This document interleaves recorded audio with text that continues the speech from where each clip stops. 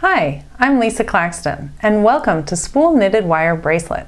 This project is a great one for beginners as well as those who have had a little bit of wire working experience. One of the best things about the project is you can use all your leftover beads from other projects. We'll be making a bead soup that's a mixture of stone, crystal glass, whatever entices you. I hope you have fun working with this project.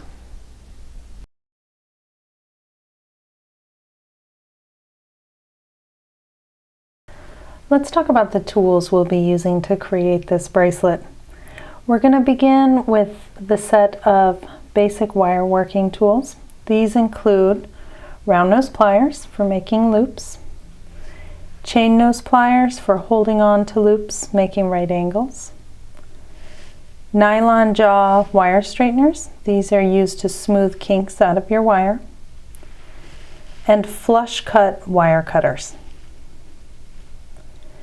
The specialty tools you'll be using for this project include a 5-pin knitting spool, and with it comes a metal awl,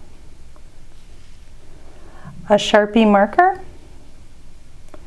and a ruler.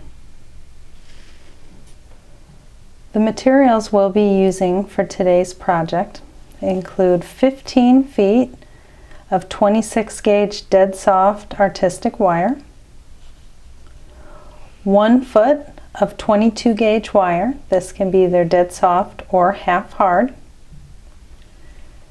2 cones with at least an 8mm opening at the large end, along with 2 specialty beads that will fit onto your 22 gauge when you attach your clasp and cones, a toggle clasp or a specialty clasp. If you choose to use a specialty clasp, you may also like to attach them using 18 gauge jump rings. We'll be using optional delicas. This is approximately 2 grams.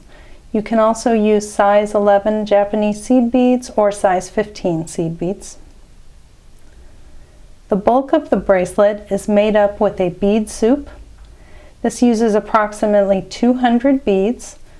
The beads range in size from 3mm to 6mm.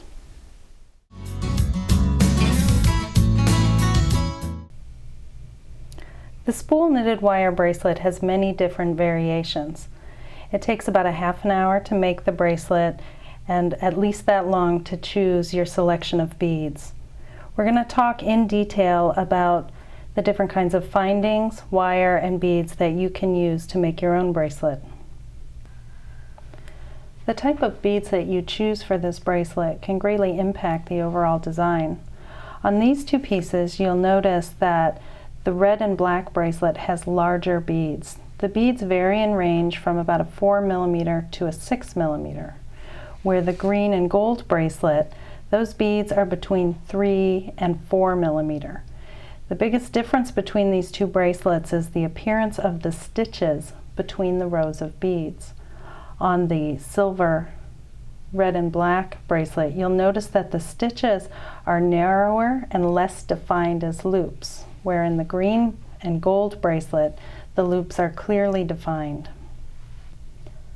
Another variation you can make on your design is using small seed beads. These would be size 11 seed beads, size 15 seed beads, or delicas to add a little extra sparkle. Of these 2 bracelets, one of the bracelets is made with no seed beads, just the main embellishment beads. On the other bracelet, there's size 11 Japanese seed beads incorporated into every stitch to just give a little bit extra flash to the design. We can use any number of wires for this project. Ideally, you'll be using a 26 gauge dead soft wire. This can be gold filled, base metal, coppers, fine silver, or sterling silver. The most important thing with our wire selection is to make sure that it's soft. Whenever you're using a textile technique with wire, the repeated twisting and looping, pulling on the wire will work harden the wire and cause it to break. By starting with a dead soft, you're less likely to break your wire while working the project. In these three samples, you'll see there's three different wires. There's 26 gauge, 14 karat gold fill dead soft wire, 26 gauge fine silver dead soft wire, and 26 gauge artistic wire, dead soft also. For a bracelet, you need approximately 200 beads. The number of beads can vary greatly between about 150 and 210 beads. It all depends on the overall size of the bracelet as well as the size of the beads that you're using. Here you'll see I've made a bead soup. Of these beads, I have some small 3mm and the largest are 6mm. What I've really looked for in this selection of beads is to make sure I have lots of small beads. If I overwhelm the piece with my 6mm beads, the stitches will tighten up. To have a well-defined knitted structure, I want to have a good mixture. All of these beads have a central hole, so there's no top drilled beads. Top drilled beads can jut out on the side of the bracelet and break while pulling it through the knitting spool.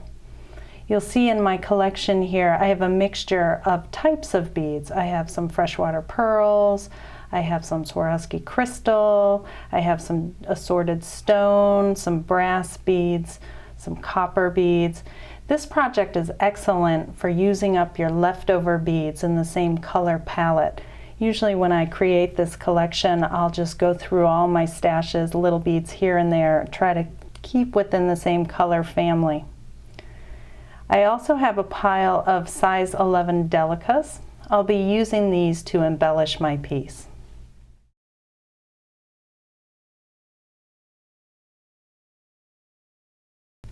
We'll be stringing all of our beads prior to knitting the bracelet. I want to begin by freeing up about 3 feet of wire. I have kept it attached to the spool or coil, and now I'm going to start stringing my beads. There are two options when stringing your beads. One is to use a seed bead, just a single seed bead in between each of your larger embellishment beads. The thing to remember when you're stringing on seed beads is seed beads don't count as part of your 200 beads.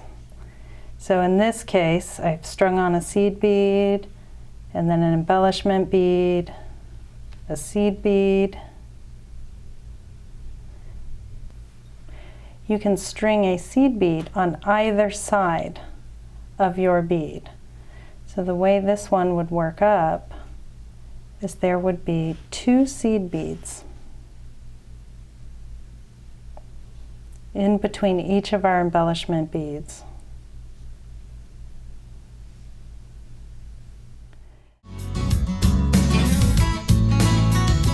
The first thing you're going to want to do is put a kink in the end of your wire.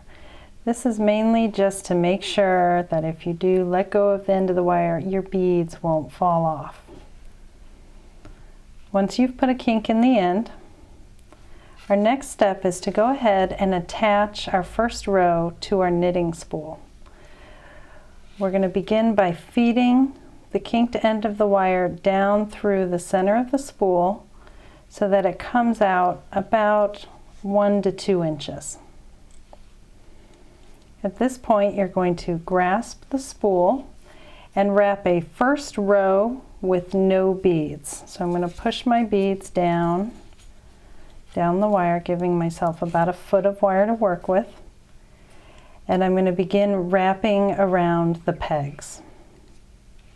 What you'll notice here is that the wire wraps, starting on the inside, wraps all the way around the outside of the peg, and then I'm going to swing over to the next peg, wrapping all the way around the outside, back to the inside,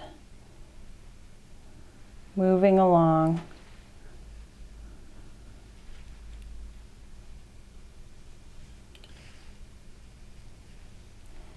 And I'm going to do a complete row so that I have 1 wrap on the outside of each peg.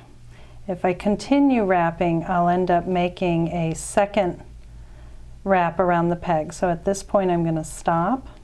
Now the process of knitting is to lift the bottom loop up and over a top loop as well as the peg. Currently we only have one row of loops on our knitting spool. So we're going to go ahead and wrap a second row, this time incorporating beads in between the stitches. So on my design I have one seed bead for each embellishment bead. So I'm going to go ahead and allow one seed bead and one embellishment bead to just push up against the last peg I wrapped around. And then I'm going to continue the same process of wrapping around the peg so that this new wrap will wrap around the peg above that first stitch. And I'm going to do this all the way around.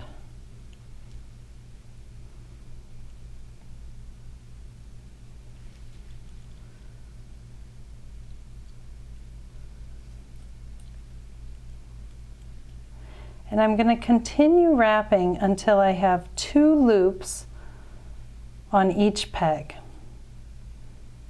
I know I've reached the end of the row as my next peg already has those 2 loops. So that will signify to me that I'm finished wrapping the wire and I'm now ready to begin knitting. To begin knitting, you want to start by pulling your very first stitch out away from the peg and the spool using your awl. You can identify your first stitch because it is attached to this wire that's coming down through the center of the spool. So if I look through the center, I'll see that the wire is attached to this peg and it'll be my first loop, so the loop closest to the spool. So I'm going to use the tip of my awl and I'm going to catch this loop kind of behind the peg, and I use the top of the spool as leverage. So I work the awl outward toward the edge of the spool, and then I'm just going to extend that loop using the awl the exact distance as the side of the spool. Once I've pulled it out, I can then push it up and over the peg using my fingers. I'm then going to move on to the next loop, doing the same technique, using the top of that spool, pulling it out just as far as the side of the spool, and lifting that loop up and over the peg.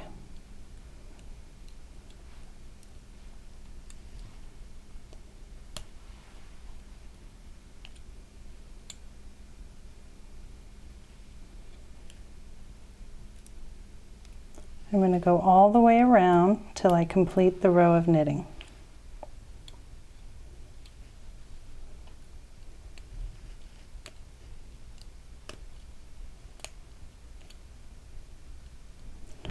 Now I know I've completed the row of knitting as my next peg only has one loop on it. This signifies that it's time to wrap another row using beads and wrapping around the peg. So I'm going to do the same technique where I allow a seed bead and an embellishment bead to fall in place between the 2 pegs. Wrap around the peg.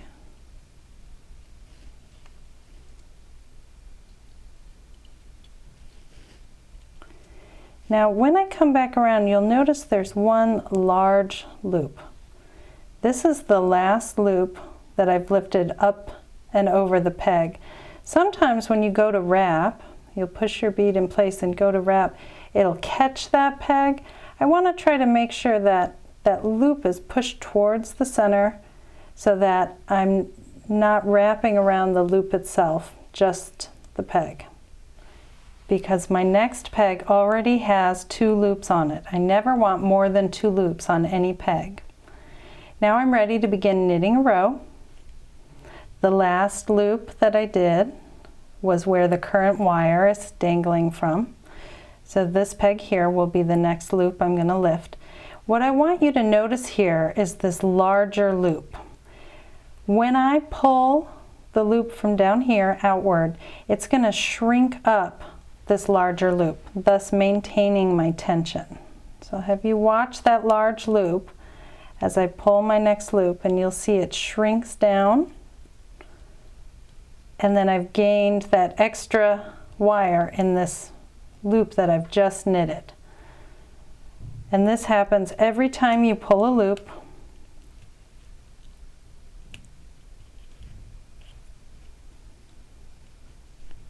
The big loop will always transfer the wire into your newest loop.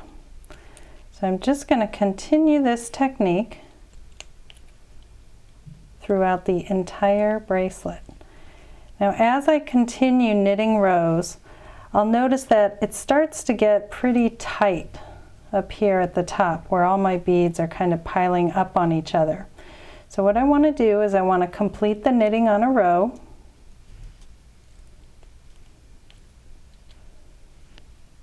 And then I want to go ahead and pull these beads and the knitted rows that I've already made down through the center of the spool.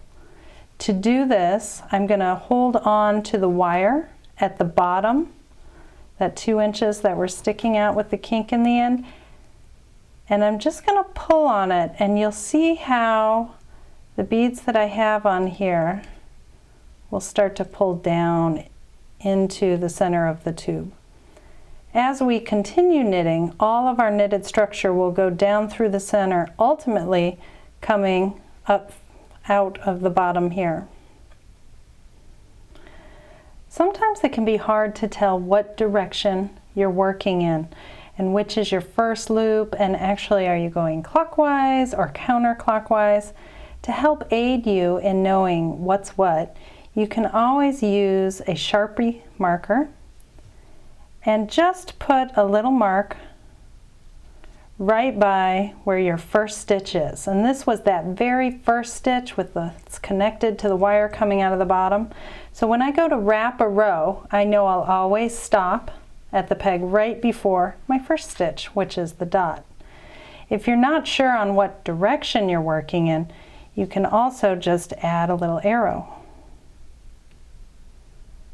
And that will remind you as you're working either clockwise or counterclockwise. It will vary with each person.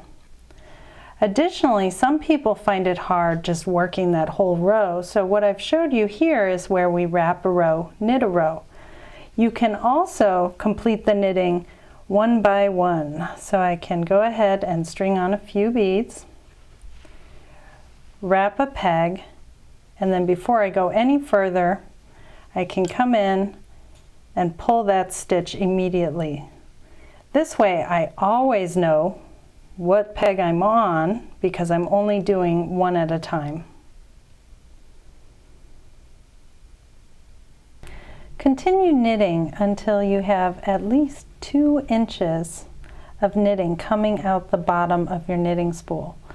One thing though that you can factor into how long should your piece be is if your first few rows when you began knitting were a little bit loose or inconsistent, we can always cut those off. If that's the case, you'll want to go ahead and knit a longer piece. So on this piece, I have about 3 inches coming out the bottom of the spool. I know that later on when I stretch out the piece, it'll make a little bit long bracelet, so I will end up cutting off a few rows at the end.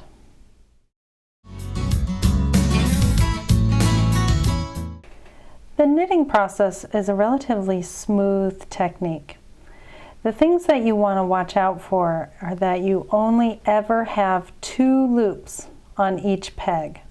One of the main mistakes that can happen is you can have your large loop. So for instance, this loop right here is the last loop that I lifted off. Sometimes as you're wrapping, the piece will adjust and that large loop will pop back on to the peg. If you don't notice it and you continue wrapping, you'll see I now have 3 loops on that peg. When I go to knit, I'll actually be grabbing the wrong loop. And when I go to pull it out, there's going to be, and you can maybe see it's tense here. So it's going to require a lot of effort, and that is when your wire will break. It broke because I was pulling the wrong loop. So now we're going to discuss how to fix this broken wire. When your wire breaks, you'll need to remove the piece from the spool so that you can repair it. In this case, you'll notice that I still have several rows of knitting waiting to be completed. Before I can remove the piece from the spool, I'm going to need to unwind my wire off of those pegs so that I only have one loop on each peg. To do this, I'm just going to hold the wire and backtrack it.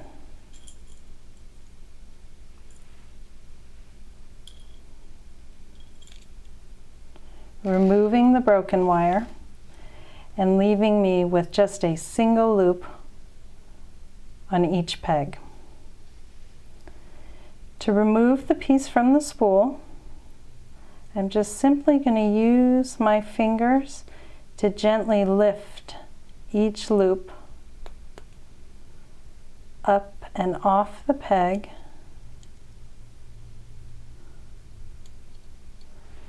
and then I'm going to lift the piece out of the spool completely.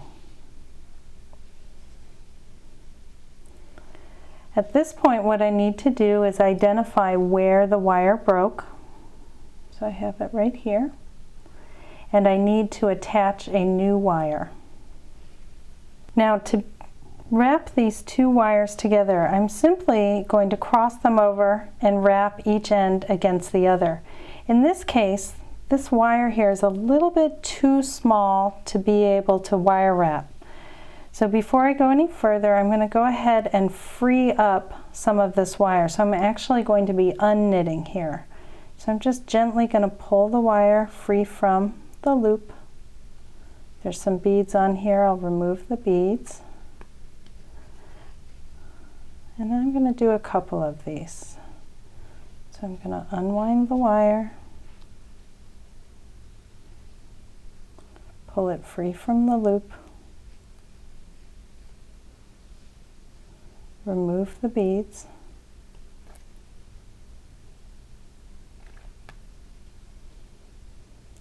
and you'll see I now have a longer wire to work with.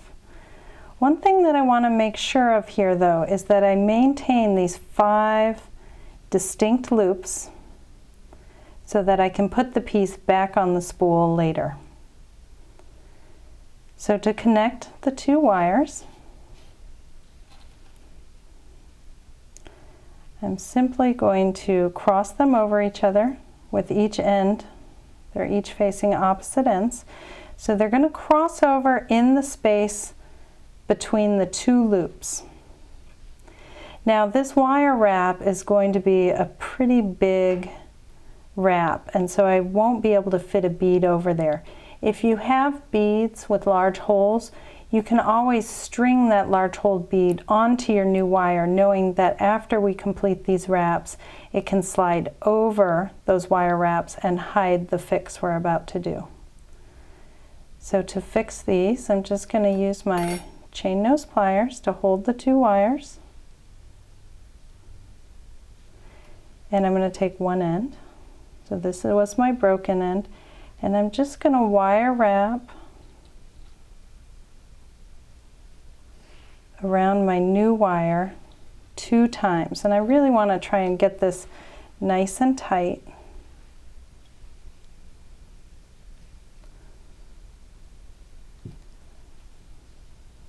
Then I'm going to wrap the tail of the new wire around the old wire.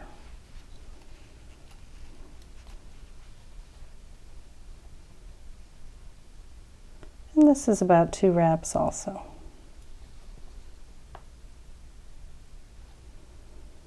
This gives me an interlocking wrap. Once you've wrapped, you can then just use your flush cutters to cut those wire tails If you have any sharp ends of the wire sticking out, simply use your chain nose pliers and squeeze down those tails.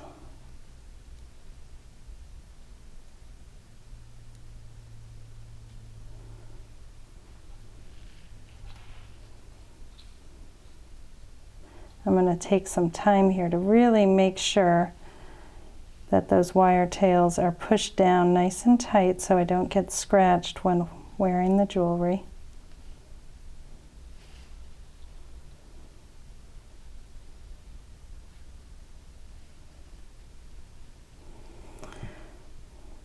Once you have completed the wrap, if you have a large hold bead, you can go ahead and slide that right over this wrap. If you don't have a large hold bead, we're going to go ahead and string one row with no beads right there.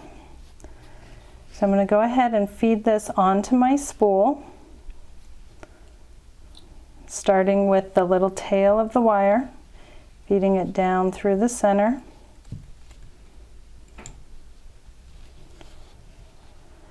And now I'm going to try and position each of these loops back onto a peg.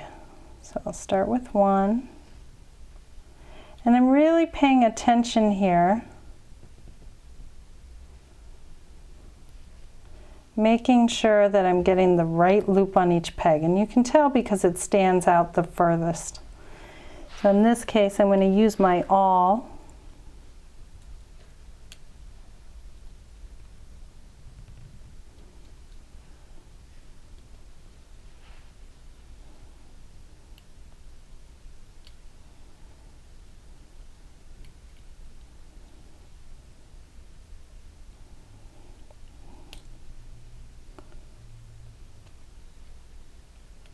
Whew.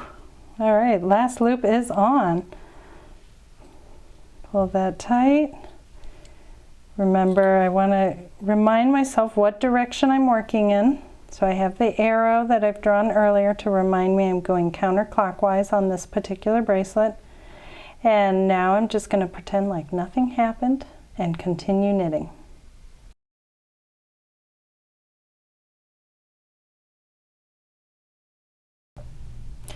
When you've knitted your bracelet to the length that you think you're going to need, so this is between 2 and 3 inches coming out from the bottom of the spool, you can go ahead and remove it from the spool and begin to custom size it. If you're unsure if this is a good enough length, you can leave your wire and beads attached for this step. That way, if you discover it's going to be too short, you can always put it on and resume knitting. If, however, you're pretty sure this length is the length you're going to need, you can go ahead and cut your wire, leaving yourself approximately 3 to 4 inches of wire.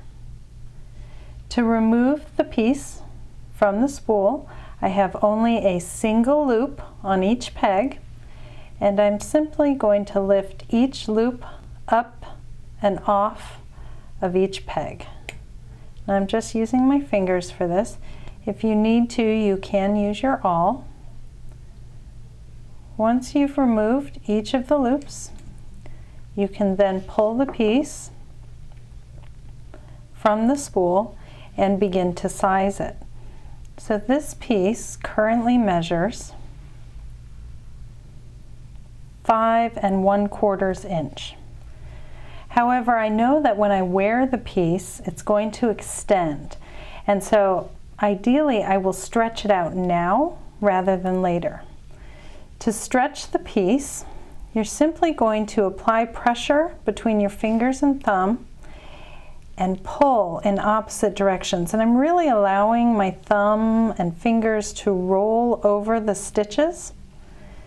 This way, if I had any inconsistencies in my tension, it will help to smooth out the wire, push excess wire from one loop into a tighter loop next to it.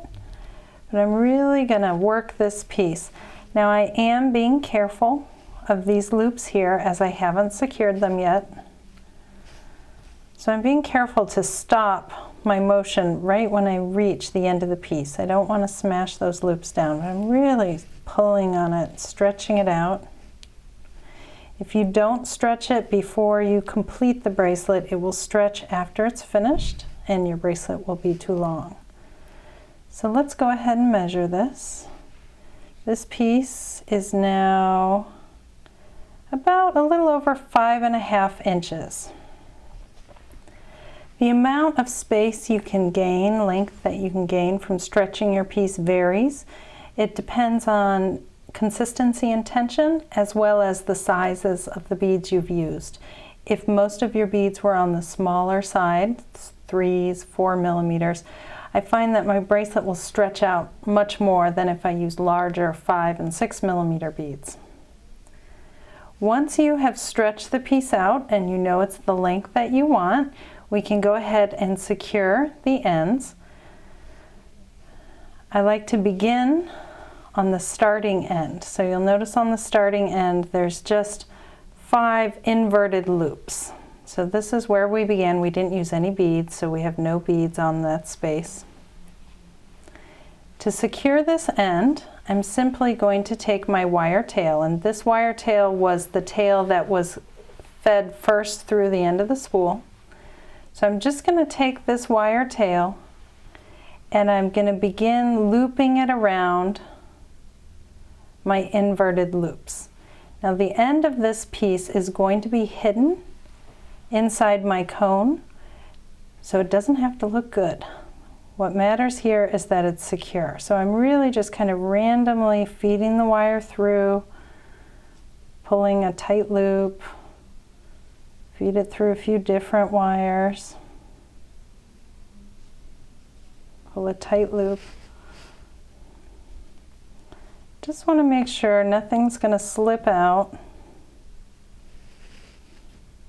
Once I've wrapped it around 3 to 4 times, I can then use my wire cutters and simply trim the end of the working wire off. So this first end is complete and now ready for the cone. Now when I'm sizing my bracelet, one thing I do have to take into consideration in completing the bracelet is that the clasp and the cones will add significant length.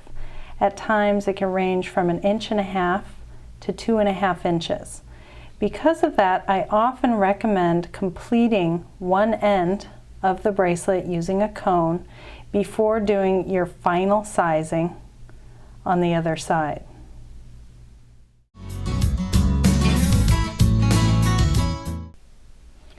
Now we're going to go ahead and attach our clasp and cone end to the finished end of our bracelet.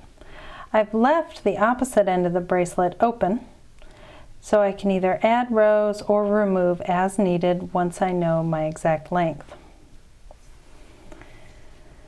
To attach the clasp, I'm going to have my cones.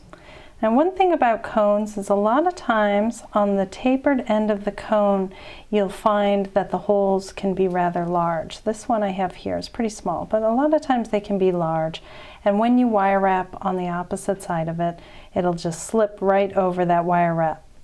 To keep your wire wrap in place, it's nice to have just a couple extra beads, one that can go on each end of the cone, to give you added embellishment as well as to help secure the cone in place. The wire that we're using to attach our cone is 22 gauge wire. Ideally, I will use 22 gauge half hard wire, but you can use dead soft in replacement of the half hard. To attach the wire, simply feed the 22 gauge wire so that it goes underneath several, at least 3 of the 26 gauge wires. And we're going to go ahead and wire wrap the shorter wire, the short end, this is about 1 inch, around the longer piece of the wire. The thing to keep in mind here is that this wrap we're about to make is going to be hidden underneath the cone. So it doesn't have to be your prettiest wrap. It just needs to be tight and secure. So to do this wrap, I just pinch these 2 wires together. And then I'm going to come in here and I am going to use my chain nose pliers to help secure the wire. So so I can hold on to it. So I've just crossed the 2 wires, and I'm grabbing on with the chain nose just below the cross, and I'm going to wrap that tail around 2 times. And once I've done that, I can go ahead and trim.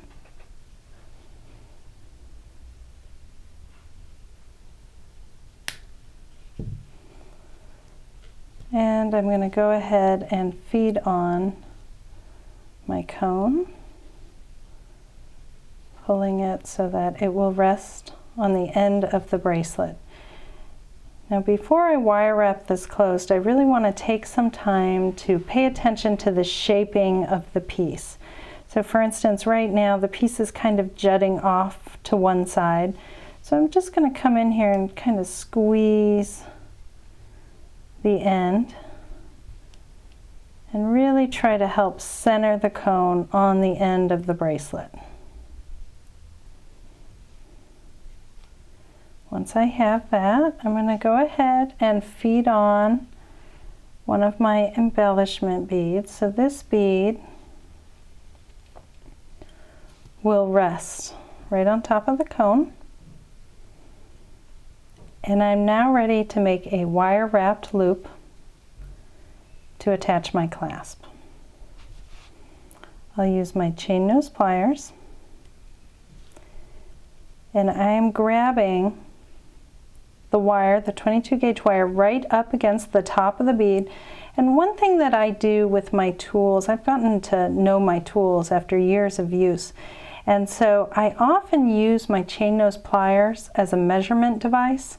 So for instance, I know on 22 gauge wire, if I grab onto the wire against the bead, just about 2 millimeters in from the tip of my linstrums, and then make a right angle against the tool, I know that the space between my right angle and the top of the bead will be enough to make 3 wire wraps. Now when I remove my tool, you'll notice what happened is the cone kind of popped up and I lost that space. And this always happens. The big thing is to remember that space is there. So when we wire wrap, we'll be pushing the cone and that bead down to make that space, but right now it's just going to disappear. I'm then going to use my round nose pliers, and I'm going to grab on to the wire right in that bend. So this is what it's looking like, right in the bend. So I'm now going to grab onto the wire right in the bend with the round nose pliers, and I'm grabbing onto the long wire. And I can just manually shape the wire around my round nose plier to make my loop. I'm going to have to adjust the tool so the outside jaw, this jaw here, is out of the way. So I can continue bringing that wire around until I have a scarf blowing in the wind. At this point, I'm ready to attach my clasp and wire wrap this loop closed. You have 2 options when connecting your clasp. You can attach the clasp directly to the loop and wire wrap it permanently in place, or you can attach the clasp with jump rings. For me, I often choose some of my favorite clasps from my collection, but I'm not committed enough to attach it permanently to the jewelry. For this reason, I'll use heavy gauge jump rings. These jump rings can range in size from 4 to 6 millimeters, and I really prefer an 18 gauge ring. That way I know it's going to hold up to the wear and tear of fastening and unfastening the bracelet. Using jump rings allows me to change my clasps and change my mind. With this bracelet, I'm going to wire wrap my clasp directly to the loop on my bracelet. This will give me a secure finish that I won't have to worry about breaking off should anything pull on my bracelet as I'm wearing it. I always like to attach the loop end of the clasp first, as it's the larger side of the clasp set. To attach, simply push the loop of the clasp onto the loop of the 22 gauge wire. Once it's on, you can then use your chain nose pliers, and you're going to grab onto the loop. So I'm grabbing the loop flat, but I'm allowing my clasp to dangle freely, and I'm going to wire wrap this tail in that space I made between my bend and the top of my bead.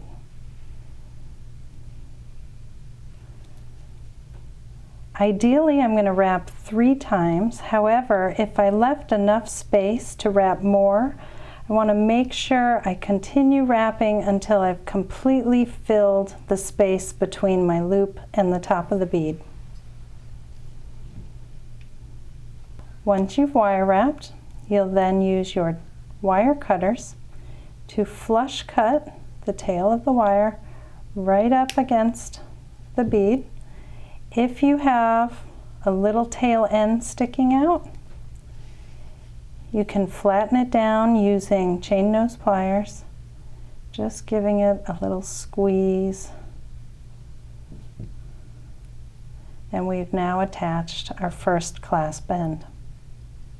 Now that I've attached one side of my clasp, I'm ready to finalize my measurements. If I measure my piece, you'll remember before it was 5.5 inches before I put on the clasp, and currently it measures 7 inches. Now I know when I attach the clasp, the bead, and the wire wrap on my second side, I'm going to add about an additional inch. I'm going to need to remove at least an inch of knitting before I attach the second side of my clasp. To do this, I'm simply going to start pushing loops out. So if you'll remember with the knitted process, the side, and especially if we look close, we can see it's a loop, caught in a loop, caught in a loop, caught in a loop, and this is the knitted rib of the stitch. To undo rows, you're simply going to pull the wire free of the loop. So basically you're popping loop out of loop.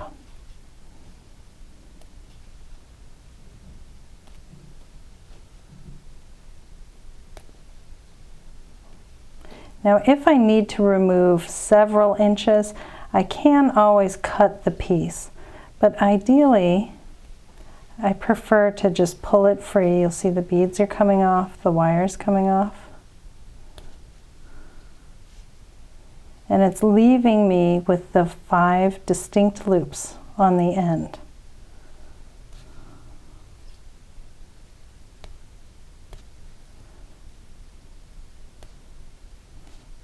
So once I've removed enough rows, I can then go ahead and cut off my kinky wire. Now I want to leave myself about 2 inches to secure the end of the knitting. So I'm just going to go ahead and trim off my excess wire. I'm going to remove any beads, and it's a little bit kinky, so I can straighten that out.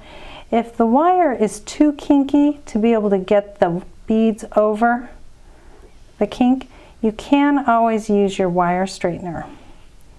On short pieces like this, I like to grab the end of the wire with my chain nose pliers and then work the wire straightener toward the piece.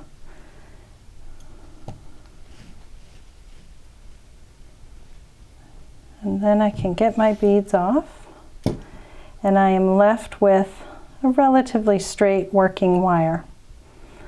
To secure the end of this side of the bracelet, I'm simply going to feed the working wire through each of my 5 loops.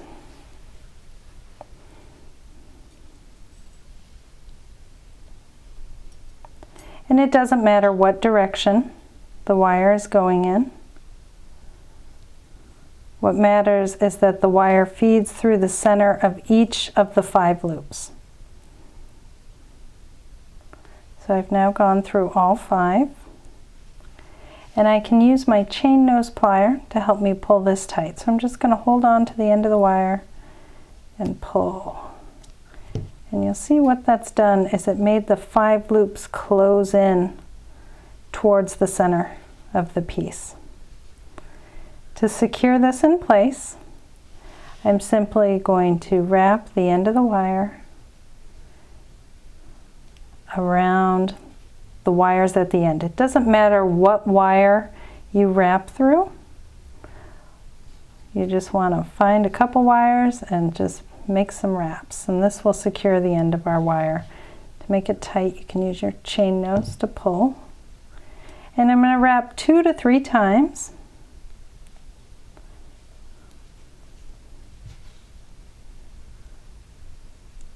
I can then cut the wire flush. Now I'm ready to use 22 gauge wire to wire wrap it to the end of the bracelet, attach a cone, a bead, and wire wrap the second side of my clasp in place to complete the bracelet. After attaching the second side of your clasp, you now have a finished bracelet. If the bracelet feels a little bit stiff after completion, all you need to do is wear it, and that will help create more flexibility throughout the piece.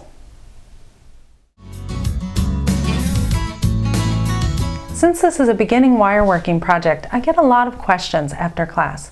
I'd like to take some time to address those now. Sometimes I get questions about how important is tension while knitting the bracelet. It's very important. If when you're pulling the loop away from the spool, you apply too much pressure and you pull far away from the spool, that loop can get out of control. At times it can get over an inch in size. What's important to remember is when you pull the loop away from the spool, you only go as far as the side of the spool and then lift it up and over. This way you'll maintain an even tension throughout knitting the bracelet. As your knitted piece starts to emerge from the bottom of the spool, don't worry if your first inch of the bracelet isn't your best work. Remember, this is the first time you've done this project. You can always cut it off at the end. When working up a knitted bracelet, you're not limited to just bracelets. You can also make necklaces as well as produce several bracelets at the same time. To do this, simply use a longer length of wire, or if you need to add wire, you can use the broken wire technique taught in class to add that new wire, and also string on extra beads. Remember, for the bracelet we used approximately 200 beads. For an 18-inch necklace, you're looking at using about 600 beads. However, you can always elongate the bracelet by adding chain or wire wrap beads between the cones and the clasp. When stringing your beads, it is important to pay attention to the placement of your larger beads. Our spools that we're using have 5 knitting pegs on each spool. So imagine a single row has 5 beads going around. If when you're stringing your beads, you string on every 5th bead as a 6mm bead, you'll end up with a stripe of large beads. I recommend that you vary how you string them. So sometimes it's every 3rd bead or 4th bead, maybe 2 in a row. Just make sure you don't get caught in numbers of 5. If when you complete the bracelet, it's just a little bit too big, I recommend that you go ahead, cut off the cone, remove a couple rows of knitting, and then complete the process of finishing again. The bracelets can stretch just a little bit after completion, so if you're questioning the length as soon as you finished it, chances are it'll turn out too big a month or 2 down the road.